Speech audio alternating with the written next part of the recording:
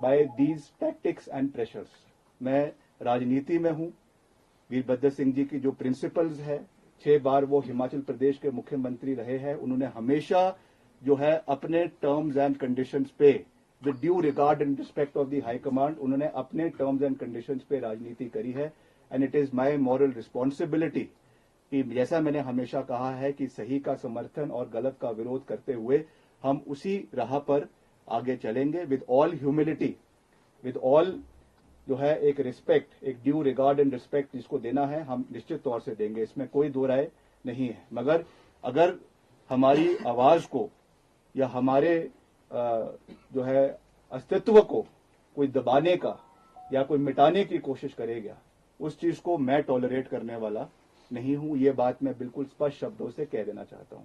जो पिछले ये घटनाक्रम प्रदेश के अंदर पिछले 2 दिन के अंदर हुआ है, इसकी वास्तविक परिस्थिति मैंने हाईकमांड से बात करी है, श्रीमती प्रियंका गांधी वाड्रा जी से बात करी है, नेशनल प्रेसिडेंट से बात करी है और जितने भी पार्टी के आला हाईकमान है उनसे बात करी है।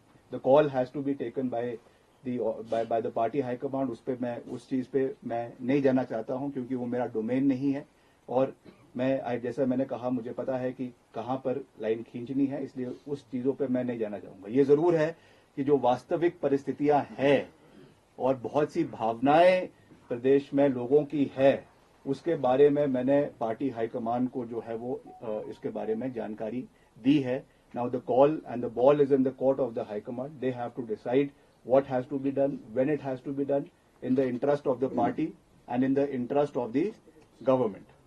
दूसरी बात मैं ये कहना चाहूंगा और दुख के साथ, भारी मन के साथ ये मैं कहना चाहूंगा कि जिस व्यक्ति का नाम लेकर कांग्रेस पार्टी की सरकार हिमाचल प्रदेश के अंदर बनी, 1 साल के अंदर जो मुगल सल्तनत के आखिरी शहंशाह थे बहादुर शाह जफर, उनकी एक लाइन है कि कितना है बदनसीब जफर दफन के लिए, 2 गज जमीन भी ना मिली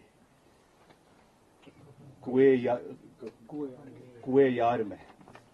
जिस व्यक्ति 6 बार जो हिमाचल प्रदेश का मुख्यमंत्री रहा, 6 बार, जिसने ये सरकार बनाई, जिसकी वजह से ये सरकार बनी प्रदेश के अंदर, उसकी मूर्ति लगाने के लिए 2 गज जमीन इनको माल रोड के ऊपर नहीं मिली।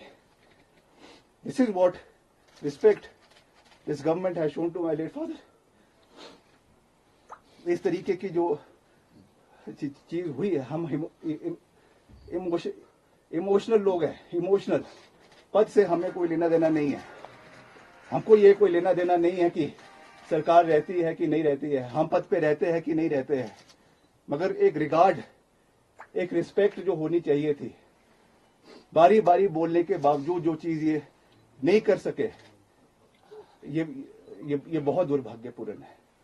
और निश्चित तौर से राजनीतिक रूप से नहीं मगर भावनात्मक रूप से मैं बहुत आहत हूं कि इस तरीके की चीज, किस चीज क्यों हुई, किस कारण से हुई, मैं नहीं जानता हूं।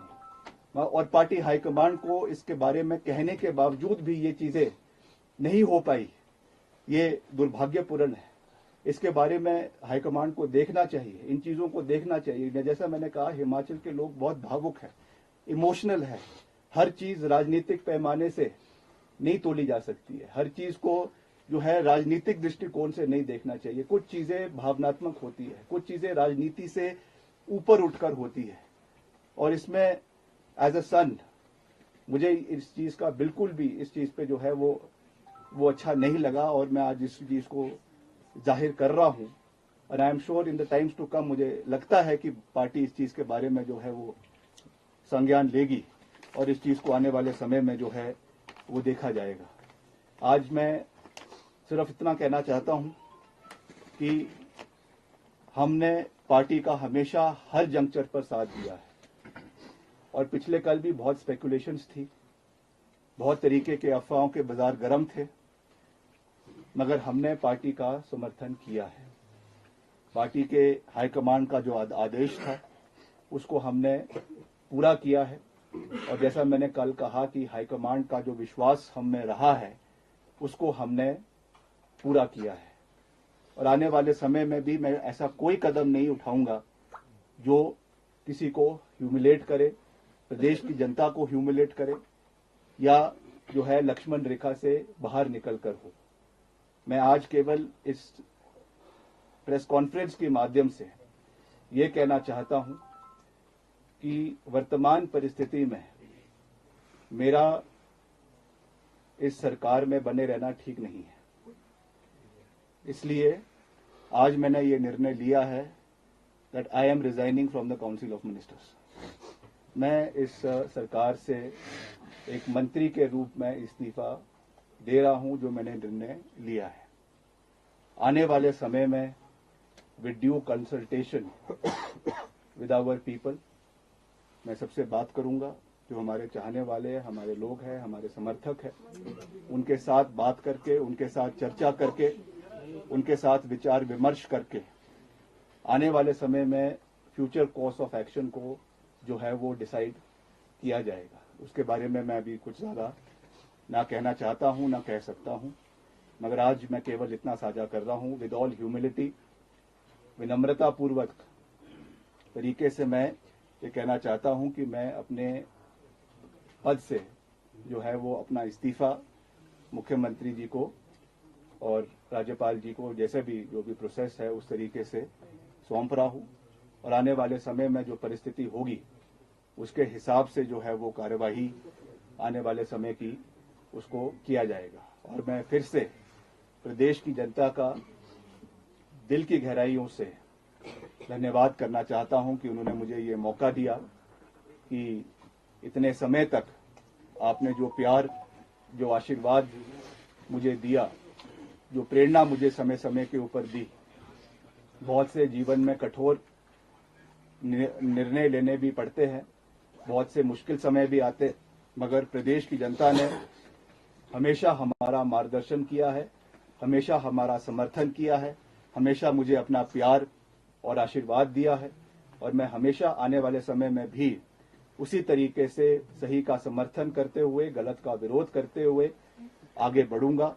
और जो भी, जैसा मैंने आपको कहा, विद ड्यू कंसल्टेशन, जो भी करना है, क्या करना है, कैसे करना है, नहीं करना है, उसके बारे में सोचकर, चिंता मंथन करके भविष्य की जो रणनीति है, भविष्य का जो कार्यक्रम है, उसको तय किया जाएगा। मगर मैं प्रदेश की जनता का बहुत बहुत धन्यवाद करता हूं कि उन्होंने मुझ पे अपना पूरा आश्वासन और प्यार जिस भी कैपेसिटी में मैं था, जो मुझे दिया है, अपना प्यार दिया है, आशीर्वाद दिया है, और जो मुझे काम करने का मौका मिला है उसमें मैंने पूरी मजबूती से, पूरी निष्ठा से अपने विभाग में काम करने का प्रयास किया है, इसमें कोई दो राय नहीं है। मगर फिर भी अगर कोई कमी रह गई है उसके लिए मैं विनम्रता से प्रदेश की जनता से माफी मांगना चाहता हूं कि अगर कोई कमी मेरे से रह गई होगी, और आने वाले समय में हम मजबूती से जिस भी कैपेसिटी में मैं हूंगा, मैं हमेशा प्रदेश की आवाज को,